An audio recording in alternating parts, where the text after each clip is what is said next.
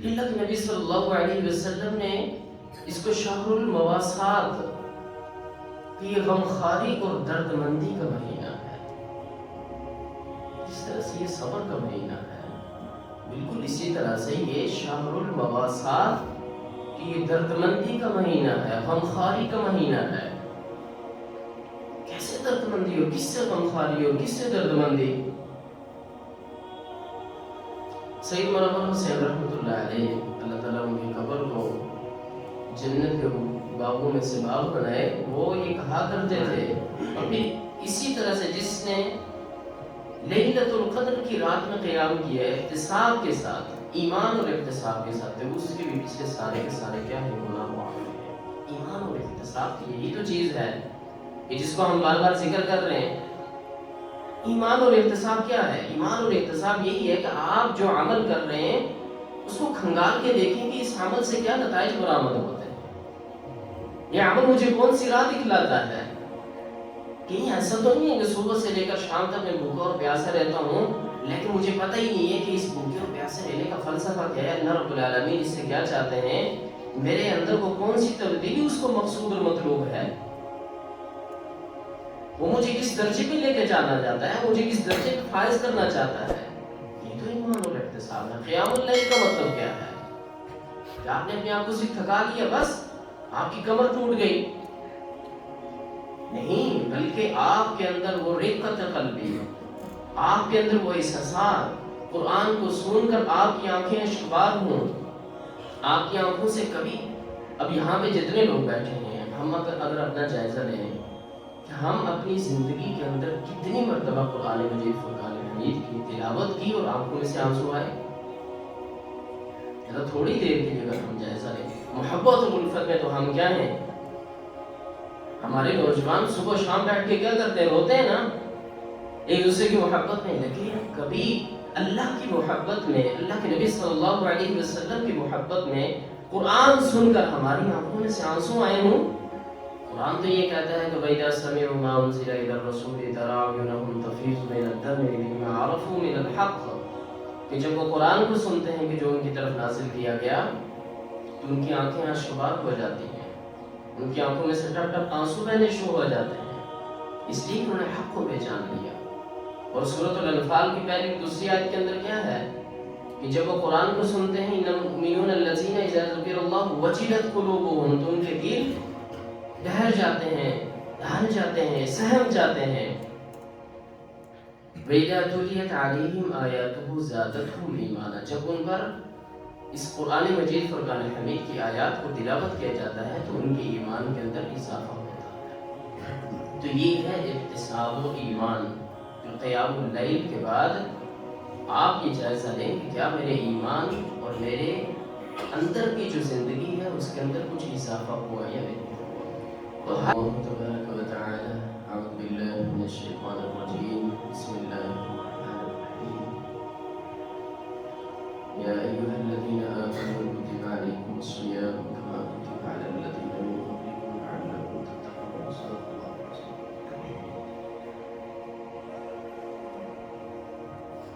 درجہ الاحترام بزرگوں، بھائی اور دوستوں، اللہ رب العالمین کا لاکھ لاکھ شکر ہے کہ جس ذات بابرکت نے ہمیں انگنت نعمتوں سے نوازا، اور ان نعمتوں میں سے ایک بہت بڑی نعمت ماہ رمضان مبارک ہے، اس کی زندگی، اس میں سعادت مندی، اس کے اندر صحت اور سلامتی، عفت اور عافیت۔ عزیزان محترم، ہر ماہ رمضان مبارک میں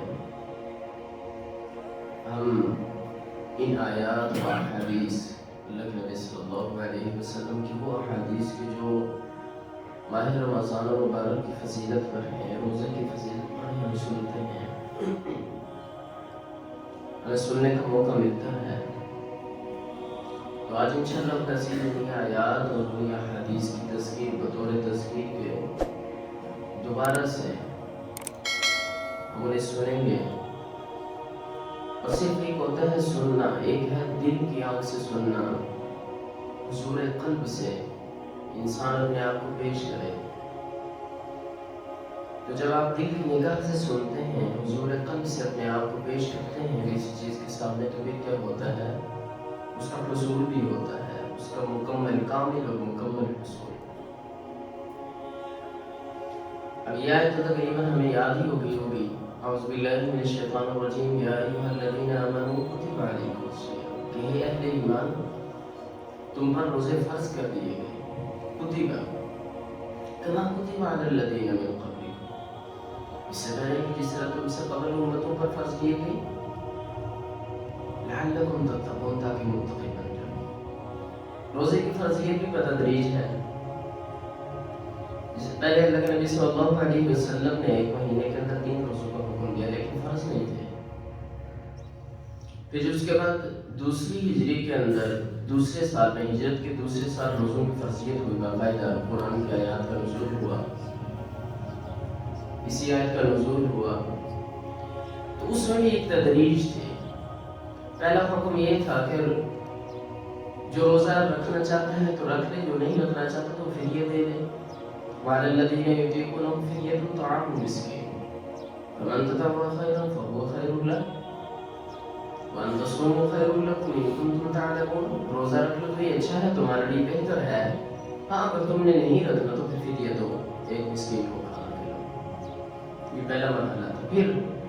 پھر یہ آیت منسوخ ہو گئی، پھر دوسرا حکم آ گیا، شہر رمضان الذي أنزل فيه القرآن هدى للناس وبينات من الهدى والفرقان فمن شهد منكم الشهر فليصم۔ ہاں اب یہ حکم آیا کہ جو جب رمضان کا مہینہ پائے گا وہ روزہ رکھے گا، فمن شهد منكم الشهر فليصم، اسے چاہیے کہ وہ روزہ رکھے۔ اب وہ جو ایک آزادی تھی کہ جو روزہ نہ رکھنا چاہے تو وہ فدیہ دے دے، وہ کیا ہوا؟ ختم ہو گیا۔ ہاں صرف مستثنیٰ کیا گیا چند لوگوں کو، ومن کان مریضا او علی سفر فعدۃ من ایام اخر، جو مریض ہے، جو سفر پر ہے، وہ خواتین ہیں جو بچوں کو دودھ پلاتی ہیں، جو حاملہ ہیں، تو ان کو کیا کیا؟ مستثنیٰ کیا کہ وہ روزہ نہیں رکھیں، ان کو اجازت ہے کہ وہ روزہ نہ رکھیں، لیکن بعد میں فعدۃ من ایام اخر، بعد میں انہیں روزہ رکھنا ہے۔ بہرحال روزے کی جو فرضیت ہوئی اس کے اندر بھی کیا ہے؟ تدریج ہے، جس طرح کہ شراب کی حرمت کے بارے میں اس کے اندر بھی کیا تھی؟ تدریج تھی۔ یہ تو روزے کی فرضیت اللہ رب العالمین نے صرف اس امت پر نہیں کی بلکہ اس سے قبل امتوں پر۔ اصل مقصد کیا تھا؟ لعلکم تتقون، تاکہ تم متقی بن جاؤ، پرہیزگار بن جاؤ۔ تو گویا کہ یہ مہینہ خوف خدا، خدا ترسی، غمخواری کا مہینہ، خدا ترسی، خوف خدا، غمخواری کا مہینہ۔ اللہ کے نبی صلی اللہ علیہ وسلم نے جس طرح سے حدیث کے اندر اس کی وضاحت ملتی ہے، اللہ کے نبی نے فرمایا کہ یہ مہینہ شہر الصبر ہے، یہ صبر کا مہینہ۔ پھر سے شہر اللہ، یہ اللہ کا مہینہ ہے، یہ حرمت والا مہینہ۔ اس اعتبار سے حرمت والا نہیں، لیکن ایک اور اعتبار سے دیکھا جائے تو حرمت والا، پاک مہینہ، مقدس مہینہ۔ اللہ کے نبی صلی اللہ علیہ وسلم نے اس کو شہر المواسات، کہ یہ غمخواری اور درد مندی کا مہینہ ہے۔ جس طرح سے یہ صبر کا مہینہ ہے، بالکل اسی طرح سے یہ شہر المواسات، کہ یہ درد مندی کا مہینہ ہے، غمخواری کا مہینہ ہے۔ کیسے درد مندی اور کس سے غمخواری اور کس سے درد مندی؟ سید منور حسین رحمۃ اللہ علیہ، اللہ تعالیٰ ان کی قبر کو جنت کے باغوں میں سے باغ بنائے، وہ یہ کہا کرتے تھے کہ ہم مختلف مقامات پر، مختلف مواقع پر ہم افطار پارٹیز کرتے ہیں، جماعت کے امیر تھے، لیکن کبھی ہم نے سوچا ہے کہ کبھی ایک افطار پارٹی، کبھی ایک شام ہم کسی اس ریڑی والے کے نام بھی کرتے ہیں کہ جو باہر اس گرمی کی شدت میں، اس حرارت کے اندر وہ کام کیے جا رہا ہے، وہ محنت کے ساتھ مزدوری کر رہا ہے، وہ پسینے کے اندر شرابور ہے، کیا ہم نے سوچا ہے کہ کبھی اپنی زندگی سے نکل کر اس کی زندگی میں بھی جائیں اور اسے جاننے کی کوشش کریں؟ ایک تو ہے کہ ہماری زندگی، ایک ہے ان دردمندوں کی زندگی، ایک ہے ان محنت کش لوگوں کی زندگی. تو یہ غمخواری کا مہینہ ہے نا، تو کبھی اپنی زندگی سے باہر نکلیے، اور کبھی باہر وہ جو پسینے کے اندر شرابور ہیں، محنت مزدوری کرنے والے لوگ ہیں، وہ جس نے ریلی لگائی ہے، وہ جو دفتر کے اندر 8 سے 10 گھنٹے ڈیوٹی کرتا ہے، وہ جو لاچار ہو جاتا ہے، وہ جو پسینے کے اندر شرابور ہو جاتا ہے، وہ جو تھکا ہارا ہوا گھر آتا ہے بہت کم تنخواہ کے اوپر، کبھی اس سے آپ نے غمخواری، کبھی اس سے آپ نے دردمندی کی کوئی بات کی اور آپ نے اسے کال کی ہو اور آپ نے اسے کہا ہو کہ آج شام آپ کی افطاری ہمارے گھر ہے، تو وہ کیا کہے؟ وہ تو حیران ہو جائے، کہے گی یار آپ رانگ نمبر لگ گئے ہیں، کہیں غلط ہو گئے آپ، اسے یقین ہی نہ آئے. تو وہ کہ شہر المواسات کے یہ غمخواری اور دردمندی کا مہینہ، یہ ماہ مبارک جس طرح سے ہم گزارتے ہیں اس طرح سے نہیں ہے. یہ تو مردہ دلوں کو زندہ کرتا ہے، یہ جلا بخشتا ہے. اور ہمارے دل رمضان شروع ہوتا ہے اور ختم ہو جاتا ہے تو مردہ کا مردہ ہی رہتے ہیں. اللہ کے نبی صلی اللہ علیہ وسلم نے اس مہینے کو شہر مواسات کہا. تو میں اور آپ کتنا کوشش کرتے ہیں کہ کسی کے ساتھ دردمندی کریں، کسی کا خیال رکھیں، کسی کی زندگی کو، کسی کی مشکلات کو جاننے کی کوشش کریں، اسے اچھالنے کے لیے نہیں بلکہ اس کی مشکلات کو دور کرنے کے لیے. میں یحرم الرفق یحرم الخیر، اللہ کے نبی صلی اللہ علیہ وسلم نے جس سے فرمایا کہ جو نرمی سے، رقت قلبی سے، دل کی نرمی سے محروم ہو گیا تو وہ خیر سے محروم ہے. تو رقت قلبی کیا ہے کہ کسی کے دکھ کو دیکھ کر آپ کو دکھ محسوس ہو، کسی کو پریشانی میں دیکھ کر آپ کو پریشانی محسوس ہو، آپ پریشان ہو جائیں. اس لیے قرآن مجید فرقان حمید ہے انما المؤمنون اخوۃ. اللہ رب العالمین نے کیا فرمایا سورۃ الحجرات میں کہ اہل ایمان کیا ہیں؟ وہ آپس میں بھائی ہیں. ان کا تعلق جس طرح سے ایک بھائی کو تکلیف پہنچے ایک سکے بھائی کو، تو دوسرے کو کیا ہوتا ہے؟ اس کی تکلیف کا احساس ہوتا ہے. بالکل اسی طرح سے اہل ایمان بھی کیا ہیں؟ وہ ایک دوسرے کے بھائی ہیں، روحانی بھائی. یہ کہیں خون کے رشتے سے کہیں اوپر بڑھ کر ایک رشتہ ہوتا ہے، ایمان کا رشتہ. اس لیے کہ وہ ایک دوسرے کی تکلیف کو محسوس کرتے ہیں. پھر اللہ کے نبی صلی اللہ علیہ وسلم نے جسد الواحد بھی کہا کہ ایک جسم کی مانند ہے کہ جسم کی کسی ایک عضو میں تکلیف پہنچے تو سارا کا سارا جسم کیا ہو جاتا ہے؟ اسے بخار، وہ بخار کی کیفیت، دکھ اور درد محسوس کرتا ہے. تو بالکل اسی طرح سے جب ایک بندہ مومن کو تکلیف محسوس ہو، اسے تکلیف پہنچے، اسے رنجش ہو، تو دوسرا بندہ مومن بالکل اسی طرح سے تڑپ اٹھے، وہ بے چین ہو جائے، اس کے اندر ایک اضطراب کی کیفیت ہو. تو گویا کہ یہ مہینہ شہر المواسات، غمخواری کا مہینہ، محبت بانٹنے کا مہینہ، اتحاد اور اتفاق کا مہینہ، الفت کا مہینہ. لیکن ہوتا کیا ہے کہ جب کوئی شخص تھوڑی سی ترقی کر لیتا ہے تو سارے رشتے ناطے بھول جاتا ہے. کوئی گاؤں سے اگر شہر آ جائے تو گاؤں والوں کو بھول گیا، وہ شہر والا کوئی اگر باہر ملک چلا گیا تو اپنے ملک والوں کو بھول گیا. وہ پھر یہاں رہنے والوں کو کیا کرتا ہے؟ کوستا ہے. تو گویا کہ جتنی جدت آ رہی ہے اس کے ساتھ ساتھ کیا ہوا؟ انسانیت کا قتل عام ہوا، رشتوں کا قتل عام ہوا. یہ بات میں اس لیے کر رہا ہوں کہ ہم ماہ رمضان مبارک گزارتے ہیں اور ہمارے اندر وہ غمخواری اور دردمندی کے بجائے وہ ایک درندگی اور وہ انسانیت سے بیزاری والے احساسات پیدا ہو رہے ہیں. حالانکہ اللہ کے نبی صلی اللہ علیہ وسلم نے شہر المواسات کہا، دردمندی اور غمخواری کا مہینہ. تو کہاں گئی وہ دردمندی اور غمخواری کہ آپ کسی عہدے پر فائز ہوئے اور آپ کسی کو سلام کرنا بھول گئے، آپ اپنے اخلاقیات بھول گئے. اگر آپ اخلاقیات کے اعلیٰ درجے پر تھے، ایک آسمان کی سطح پر، اور آپ زمین پر آ گئے، تو عہدے ملے اور رشتے کیا ہوئے؟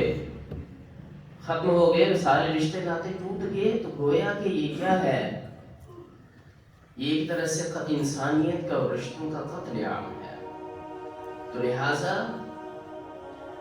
اللہ رب العالمین اگر کسی بندے کو کسی نعمت سے نوازے، چاہے وہ نعمت ایک سوئی اور اس کے دھاگے کے برابر ہی کیوں نہ ہو، یا اس کے پاس بہت بڑا ہوگا، اللہ نے کسی بہت بڑے عہدے سے نوازا، لیکن اس کی اخلاقیات، اس کا کردار وہی ہونا چاہیے کہ جو اس عہدہ ملنے سے قبل اور اس نعمت کے نوازنے سے پہلے اس کا تھا۔ تو لہٰذا ہمیں یہ غور و فکر کرنے کی ضرورت ہے کہ ہمارے کردار کے اندر، ہمارے اخلاقیات کے اندر، ہماری زندگی کے اندر، ہماری صبح و شام کی زندگی کے اندر کیا تبدیلیاں رونما ہو رہی ہیں۔ تو اللہ کے نبی صلی اللہ علیہ وسلم نے اس مہینے کو شہر المواساة، پھر اسے شہر الصبر، یہ صبر کا مہینہ ہے، صبر کا مہینہ۔ اگر کسی سے کوئی خطا ہو گئی، کوئی غلطی ہو گئی، آپ کی شان کے اندر کوئی گستاخی کر بیٹھا، تو آپ کے اندر اتنی جرت ہونی چاہیے، اتنی بہادری ہونی چاہیے کہ جسے حقیقی معنوں کے اندر اللہ کے نبی صلی اللہ علیہ وسلم نے بہادر کہا ہے۔ وہ بہادر ہے کہ جو طاقت رکھنے کے باوجود بساط ہو کہ وہ دوسرے کو بچھاڑ سکے، لیکن پھر بھی دوسرے کو معاف کر دے، وہ اصل میں کیا ہے؟ پہلوان ہے، وہ اصل میں کیا ہے؟ بہادر۔ تو ہمارے اندر یہ اوصاف ہونے چاہیے۔ اللہ کے نبی صلی اللہ علیہ وسلم نے روزے کے حوالے سے ایک مشہور حدیث ہے، اللہ کے نبی صلی اللہ علیہ وسلم نے فرمایا کہ جنت کے 8 دروازے ہیں، ان میں سے ایک دروازے کا نام ہے باب الریان، باب الریان، اور جو اہل الصیام ہوں گے، جو روزہ رکھنے والے، وہ اس دروازے سے داخل ہوں گے۔ اس کا مطلب یہ ہے مختلف نیکیاں ہیں، نماز ہے، روزہ ہے، عبادت، حج ہے، ساری کی ساری نیکیاں ہیں، لیکن اللہ کے نبی صلی اللہ علیہ وسلم نے روزے داروں کے لیے کہا کہ وہ دروازہ جو ہے جنت کا، وہ ان کے لیے خاص ہے۔ تو روزہ، یعنی کہ روزہ آپ صرف ایک فرض روزہ رکھتے ہیں، رمضان کا روزہ، پھر ایک ہے کہ آپ مہینے کے جو ایام 20 کے روزے ہیں آپ وہ بھی رکھتے ہیں، پھر اس سے ہٹ کر آپ نوافل روزے بھی رکھتے ہیں۔ تو گویا کہ کسی ایک نیکی کے اندر آپ نمایاں ہوں، آپ نماز بھی پڑھتے ہیں، آپ زکوٰۃ بھی دیتے ہیں، آپ حج بھی دیتے ہیں، لیکن ایک ایسی نیکی ہے کہ جس کے اندر آپ اسپیشلسٹ کہہ لیجیے، اس کے اندر آپ کی کیا ہے؟ آپ نمایاں ہیں، آپ کا ایک خاص نام ہے، آپ کا ایک خاص کردار ہے، یار یہ بندہ بڑا روزے دار ہے، ہفتے میں لازماً ایک روزہ رکھتا ہے۔ اس سے مراد یہ ہے ویسے تو سبھی روزہ رکھتے ہیں، سب نے جنت میں داخل ہونا ہے، لیکن وہ دروازہ اس کے لیے خاص ہے کہ جس کی زندگی کا یہ معمول ہو کہ وہ روزے دار ہو، وہ مہینے کے روزے رکھتا ہو، وہ ہفتہ وار روزہ رکھتا ہو۔ جس طرح سے ایک دروازہ کس ہے؟ انفاق فی سبیل اللہ کے لیے۔ اب ایک شخص کیا ہے؟ وہ ساری نیکیاں کرتا ہے، لیکن انفاق فی سبیل اللہ، صدقہ اور خیرات کیا ہے؟ اس کی زندگی کا خاصہ ہے، یہ اس کی ایک عادت ہے، سخاوت، جود و سخا۔ تو وہ زیادہ صدقہ کرتا ہے تو وہ کیا ہوگا؟ خاصتاً اس پروٹوکول کے ساتھ دروازے سے داخل ہوگا۔ تو یہ روزے دار کے حوالے سے یہ انفاق فی سبیل اللہ، یہ صبر، یہ شکر، اس کی کتنی بڑی فضیلت ہے۔ اور ماہ رمضان المبارک اس کی کیا ہے؟ ورکشاپ ہے، اس کی ایک ٹریننگ ہے، یہ دردمندی سکھاتا ہے، یہ غمخواری کا درس دیتا ہے، یہ عفو درگزر سکھاتا ہے، یہ صبر سکھاتا ہے، یہ شکر سکھاتا ہے۔ جس طرح کہ سورۃ البقرہ کی اس آیت میں یہ ہے کہ وَلِتُكَبِّرُوا اللَّهَ عَلَى مَا هَدَاكُمْ وَلَعَلَّكُمْ تَشْكُرُونَ، کہ ماہ رمضان مبارک آپ کو اس لیے دیا گیا کہ تاکہ آپ کو اللہ نے جو ہدایت دی ہے آپ اس پر اللہ کی بڑائی بیان کریں۔ وَلِتُكَبِّرُوا اللَّهَ عَلَى مَا هَدَاكُمْ وَلَعَلَّكُمْ تَشْكُرُونَ، اور آپ اس کا شکر ادا کریں۔ تو یہ اللہ رب العالمین نے جو ہدایت بخشی ہے اس پر اس کی بڑائی اور شکر ادا کرنے کا بھی مہینہ ہوا۔ پھر اس طرح سے اللہ کے نبی صلی اللہ علیہ وسلم کی وہ حدیث، من صام رمضان ایمانا واحتسابا غفر له ما تقدم من ذنبه، من قام رمضان ایمانا واحتسابا غفر له ما تقدم من ذنبه۔ اللہ کے نبی صلی اللہ علیہ وسلم فرمایا کہ جس نے ایمان اور احتساب کے ساتھ ماہ رمضان کے روزے رکھے تو اس کے پچھلے سارے گناہ معاف ہوئے۔ پھر اسی طرح سے جس نے ایمان اور احتساب کے ساتھ قیام اللیل کیا، وہ نماز تراویح ہو، نماز تہجد ہو، اس کا اہتمام کیا تو اس کے بھی پچھلے سارے کے سارے گناہ معاف ہیں.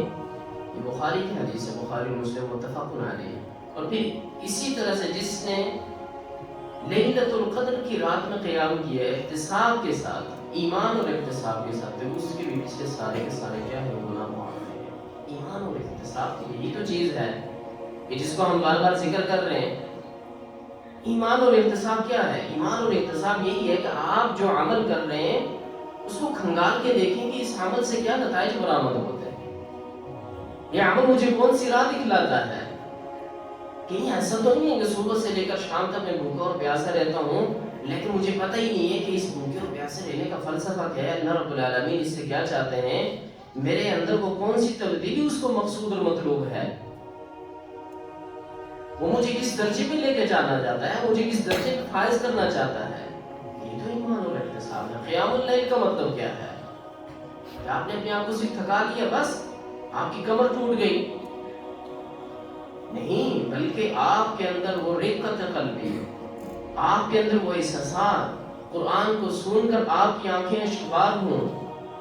آپ کی آنکھوں سے کبھی، اب یہاں پہ جتنے لوگ بیٹھے ہیں، ہم اگر اپنا جائزہ لیں کہ ہم اپنی زندگی کے اندر کتنی مرتبہ قرآن مجید فرقان حمید کی تلاوت کی اور آنکھوں میں سے آنسو آئے. تھوڑی دیر کے لیے اگر ہم جائزہ لیں، محبت اور الفت میں تو ہم کیا ہیں؟ ہمارے نوجوان صبح شام بیٹھ کے کیا کرتے ہیں؟ روتے ہیں نا. ایک دوسرے کی محبت میں، لیکن کبھی اللہ کی محبت میں، اللہ کے نبی صلی اللہ علیہ وسلم کی محبت میں قرآن سن کر ہماری آنکھوں میں سے آنسو آئے ہوں؟ قرآن تو یہ کہتا ہے کہ وَإِذَا سَمِعُوا مَا أُنزِلَ إِلَى الرَّسُولِ تَرَىٰ أَعْيُنَهُمْ تَفِيضُ مِنَ الدَّمْعِ مِمَّا عَرَفُوا مِنَ الْحَقِّ، کہ جب وہ قرآن کو سنتے ہیں کہ جو ان کی طرف نازل کیا گیا تو ان کی آنکھیں اشکبار ہو جاتی ہیں، ان کی آنکھوں میں سے ٹپ ٹپ آنسو بہنے شروع ہو جاتے ہیں، اس لیے کہ انہوں نے حق کو پہچان لیا. اور سورۃ الانفال کی پہلی دوسری آیت کے اندر کیا ہے کہ جب وہ قرآن کو سنتے ہیں انما المؤمنون الذین اذا ذکر اللہ وجلت قلوبهم، تو ان کے دل ڈہر جاتے ہیں، دھل جاتے ہیں، سہم جاتے ہیں.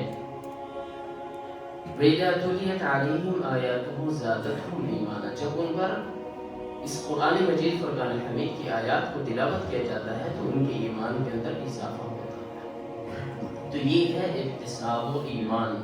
جو قیام اللیل کے بعد آپ یہ جائزہ لیں کہ کیا میرے ایمان اور میرے اندر کی جو زندگی ہے اس کے اندر کچھ اضافہ ہوا یا نہیں ہوا. تو ہر عمل اس کے اوپر غور و فکر کرنا کہ اس کا مقصود کیا ہے، اس کا مطلوب کیا ہے، اللہ رب العالمین مجھ سے کیا چاہتے ہیں، اور میرا یہ جو بندہ ہے، یہ جو مخلوق ہے، یہ جو اللہ رب العالمین کی مخلوق ہے، اس کے ساتھ میرا کیا کردار ہے، اس کے ساتھ میرا کیسا اٹھنا بیٹھنا ہے، اس کے ساتھ میرے کیسے رویے ہیں، ان کے ساتھ میرے کیسے تعلقات ہیں. تو ان ساری کے ساری چیزوں کے اوپر غور کرنا اور اس کے ساتھ ساتھ ماہ رمضان المبارک میں گزارنا، یہ اصل ماہ رمضان المبارک کا کیا ہے، مقصود اور مطلوب ہے. اللہ رب العالمین سے دعا ہے اللہ رب العالمین ہم سب کو قرآن و سنت کا فہم نصیب فرمائے.